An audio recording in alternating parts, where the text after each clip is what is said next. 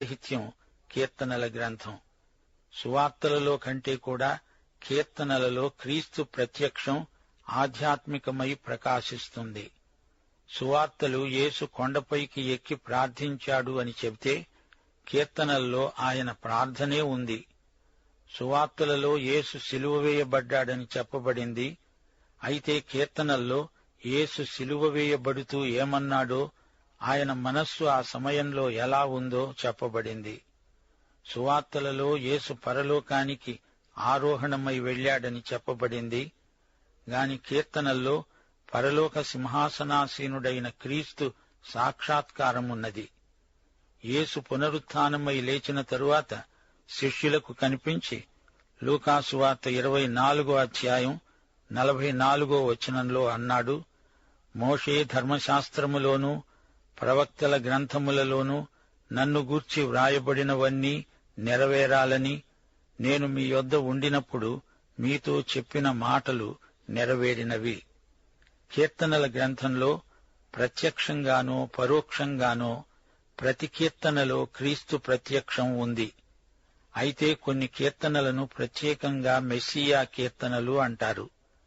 యేసుక్రీస్తు పుట్టుక, జీవితము, మరణము, మహిమ, యాజకత్వము, రాచరికము, ఆయన రెండో రాకడ మొదలైన అంశాలను 16 కీర్తనల్లో ప్రవచనాత్మకంగా చెప్పినా కీర్తనలన్నీ ఆ యేసుక్రీస్తును గురించే మాట్లాడతాయి. కీర్తనలలో చాలా వరకు స్తుతి కీర్తనలే, దేవుని గుణాతిశయాలను వర్ణించే కీర్తనలు. యేసుక్రీస్తును కీర్తనల గ్రంథంలో ఇశ్రాయేలు జాతిపరంగా సందర్శిస్తాము. ఇశ్రాయేలు క్రీస్తు సమైక్యమైనప్పుడే లోకానికి శాంతి, సౌభాగ్యం. మానవుల తిరుగుబాటుతనం వల్ల ఎంతో నష్టం. అయితే కీర్తనల్లోని సందేశం సర్వకాల సర్వావస్థలకు అన్వయిస్తుంది. మరో విశేషం, కీర్తనల గ్రంథం మొత్తంలో దేవుడు తండ్రి అని, భక్తులు ఆయన బిడ్డలని ఎక్కడా పేర్కొనబడలేదు. జాతిపరంగా ఎక్కడో ఒక చోట ఆయనను తండ్రి అన్నా ఆయన తండ్రి అయిన దేవుడు అనలేదు. కొత్త నిబంధనలో లాగా పరిశుద్ధాత్మ నిత్య సన్నిధి, శుభప్రద నిరీక్షణ తేటగా ఈ గ్రంథంలో కనిపించవు అని మనం తెలుసుకోవాలి. ఉదాహరణకు 2వ కీర్తన సంఘం ఎత్తబడే నిరీక్షణను చూపదుగాని ఆయన రెండో రాకడ, యెరూషలేములో రాజ్య స్థాపన ప్రవచనం అందులో ఉంది. కొన్ని కీర్తనల్లో శత్రువులపై ప్రతీకార వాంఛ తీవ్రంగా వ్యక్తం చేయబడింది. అవి యుద్ధ దినాలు, ధర్మశాస్త్రం అమలులో ఉన్న రోజులవి. దేవుని న్యాయసమ్మతమైన తీర్పును కోరుతూ రాయబడిన కీర్తనలవి. అయితే కొత్త నిబంధనలో శత్రువులను ప్రేమించాలని కృపాసహితమైన ప్రబోధం ఉంది. ఈ వెలుగులో కీర్తనలను చదివితే మనకు అంతా విరుద్ధంగా ధ్వనిస్తుంది. కంగారు పడకండి శ్రోతలు, మనం పోరాడేది శత్రువులతో నిజమే కాని ఈ శత్రువులు శరీరులు కాదు, వాయుమండల సంబంధులైన దురాత్మల సమూహం. కీర్తనల గ్రంథం ఒక గని. దీనిని తవ్విన కొలది అందులో నుంచి విలువైన నిక్షేపాలు బయటపడతాయి.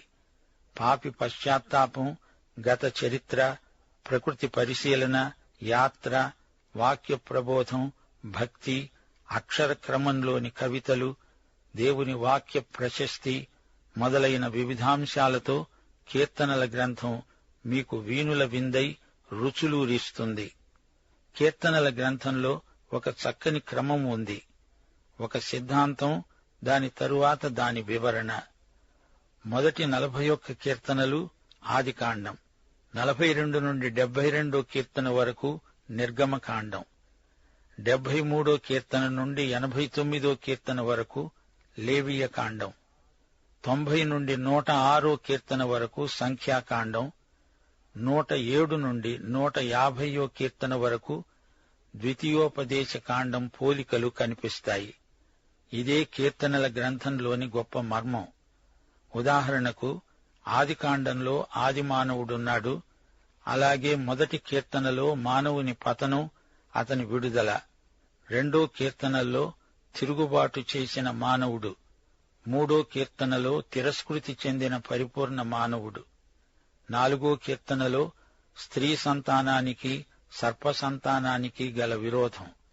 5వ కీర్తనలో పరిపూర్ణ మానవుడు శత్రువుల మధ్య కనిపిస్తాడు. 6వ కీర్తనలో సర్పం పడగ చితకగొట్టబడిన వైనం, పరిపూర్ణ మానవుని శ్రమ, క్రమశిక్షణాత్మకమైన ప్రక్రియ. 7వ కీర్తనలో పరిపూర్ణ మానవుడు అబద్ధ సాక్షుల మధ్య శ్రమలనుభవిస్తాడు. 8వ కీర్తనలో మానవుని రక్షణ వృత్తాంతం, సర్పం తల చితగొట్టబడింది. 9 నుండి 15వ కీర్తన వరకు అంత్యక్రీస్తు అనే దేవ విరోధి, అంతిమ విజయం దేవునిదే. 16 నుండి 41వ కీర్తన వరకు క్రీస్తు తన ప్రజల మధ్య మనకు సాక్షాత్కరిస్తాడు. కీర్తనల గ్రంథంలో మన మనస్సు 3వ ఆకాశానికి ఎగిరిపోతుంది. మన ఆత్మ సంగీతం పాడుతుంది. మన ఆధ్యాత్మిక జీవితం యొక్క